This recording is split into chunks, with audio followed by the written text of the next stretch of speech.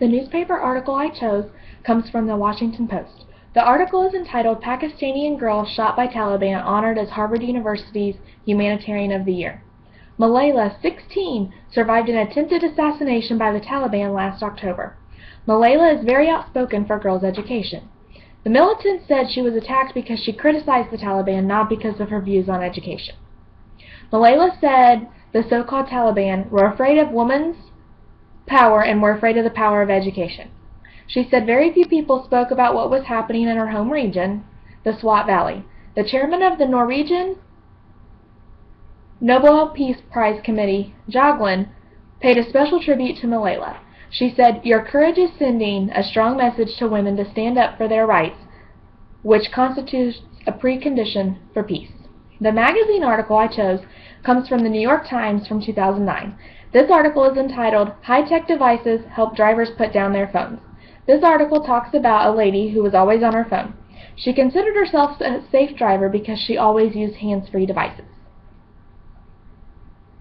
But after she missed too many exits and too many turns while driving and talking, she decided she had to do something.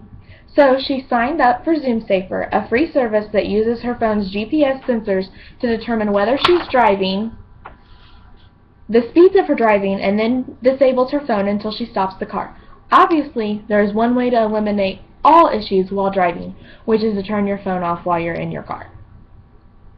Americans are addicted to their gadgets, so technology companies are trying to solve a problem caused by technology with even more technology. Companies like ZoomSafer systems place restrictions on cell phones while the vehicle is in motion.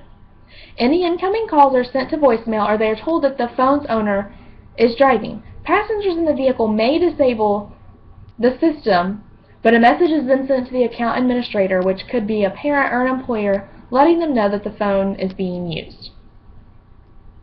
In 2008, 918,000 hands-free systems were installed in cars, according to the Consumer Electronics Association. Now in Indiana, it is illegal to text and drive. If you're caught, there is a hefty fine to pay.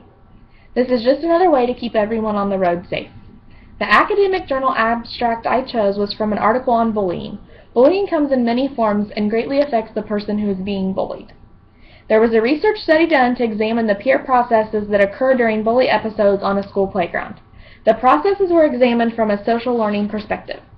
Peers were coded for actively joining or passively reinforcing the bully. Averaged across all episodes, peers spent 54% of time reinforcing bullies by passively watching, 21 spent time actively modeling bullies, and 25% of their time intervening on behalf of the victim. Boys in grades 4 to 6 were more likely to actively join with the bully than those boys in grades 1 to 3. Both younger and older girls were more likely to intervene on behalf of the victims.